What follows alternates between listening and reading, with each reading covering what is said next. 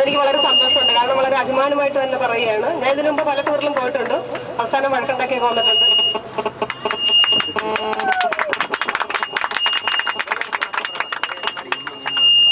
നിങ്ങളുടെ ഈ മാതൃകാപരമായ സ്വഭാവം കോളേജിൽ വെച്ചല്ല, എവിടെ ചെന്നാലും ഇങ്ങനെ തന്നെ കാണിക്കണം.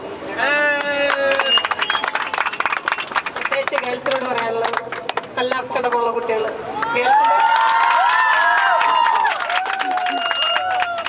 ഗേൾസിന്റെ കാര്യത്തിൽ എനിക്കൊരു ഭയം ഉണ്ടായിരുന്നു. പിന്നെ ചിഞ്ചു എന്ന് പറയുമ്പോ വേറെ രീതിയാണ്.